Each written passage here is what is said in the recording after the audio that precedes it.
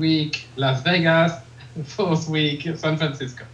Yeah, I remember that so well, Kilian. I remember how excited we were when you joined us and how successful you've been. And Beverly Hills actually was your first store and has always been, outside of New York and direct, our biggest fragrance store with Kilian. So you did a good job of that launch. Yeah, well, not easy. Remember, it was 2 months after the launch, we had a huge financial crisis. Yes, yeah. Yeah. So we were like, hold on. Hold on.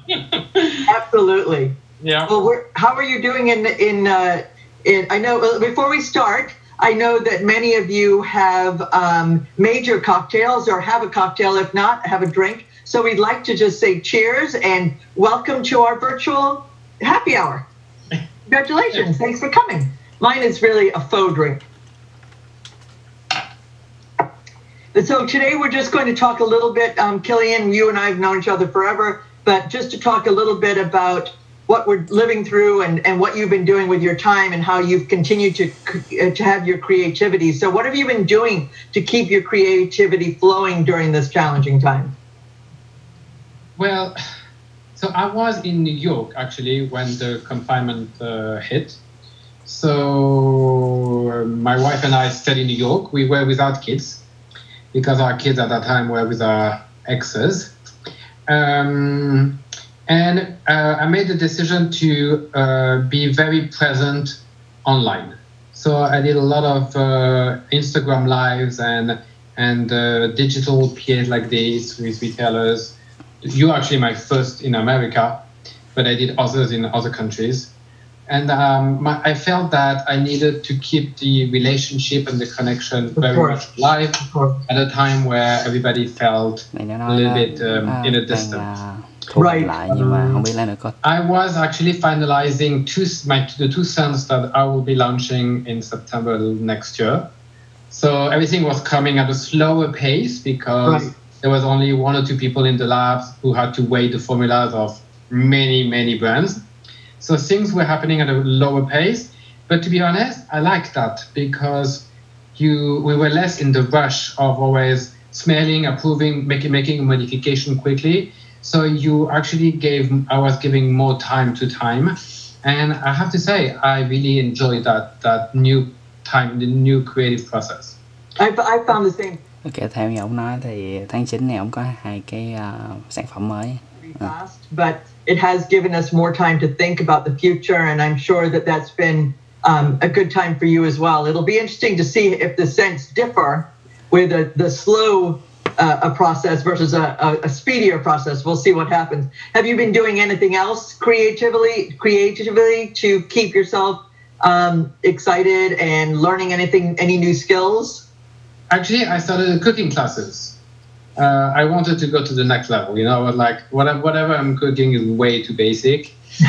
I need to be able to add flavors and to actually express more my creativity through food. So, but I needed a bit of guidance. So I had a chef on Zoom. Wow! So I was with my app. I was like, is this the right consistency? Exactly.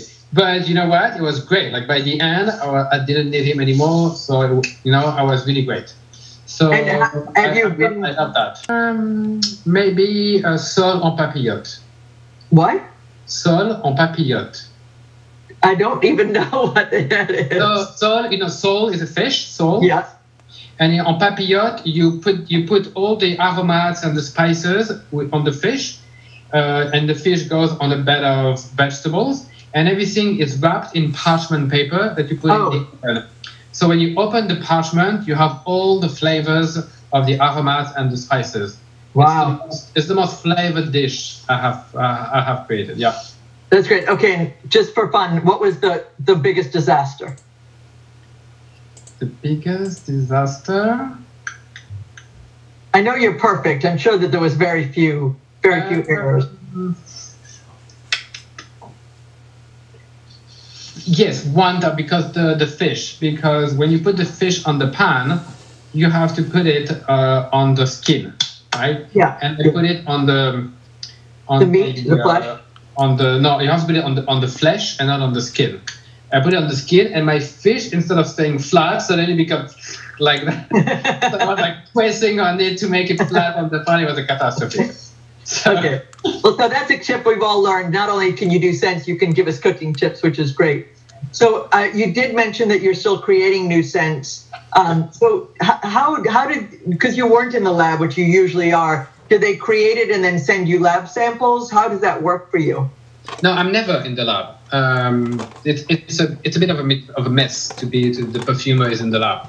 A lab is so fragrant, it's so strong, the smells in the lab, that you cannot judge a perfume in a lab. You have to be away from the lab as much as possible. So for me, it didn't really matter. No, what was missing is the direct contact with my perfumer. You know, sitting on the table, looking at the formula, smelling, tweaking immediately. We couldn't tweak immediately. You know, we were smelling, and then we had an idea, and I was like, well, let's put like 10 ideas on paper, because if I have one idea and I have to wait 3 weeks for that idea to come, we're never going to finish that scent. Right. So we had like to think about 10 potential ideas, and I was receiving 10 samples.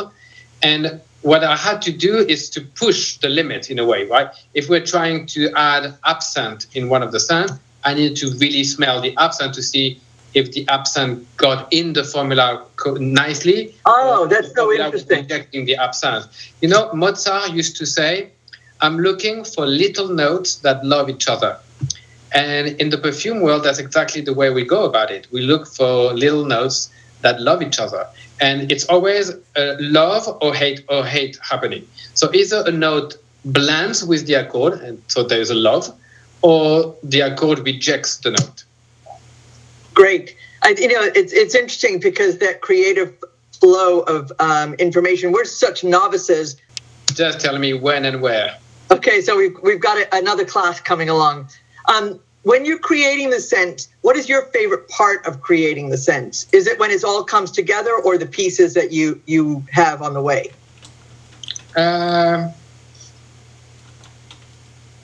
You know, the creation process, you go a bit like a roller coaster. There's moments where you're like so happy because you just found a keynote and you're like, oh my God, it's so much better now. You're so happy. But then you can go through moments of despair where you feel like you're not going anywhere. Right. So you go a bit like that, like a roller coaster when you create a scent. Yeah, I understand that. That must be, I know that, some scents are very polarizing to people. Do you find that to be polarizing? Do you absolutely love it from the beginning? Or is it that, I know you must love every scent that you have, but do you have favorites? And is there something which has come really easily to you and exciting, or has it been like everyone has been a labor of love? Everyone is a labor. Yeah. What was your first scent that you created? When I launched the brand, I launched with 6 scents, and out of the 6 scents, 3 are still in my top 7 bestsellers. Wow. Straight to Heaven, Love Don't Be Shy, and Liaison Dangereuse. Really? Yeah. Well, Good Girl Gone Bad. When did that one come in? Because I know that's a top for us. I think 2012. Wow.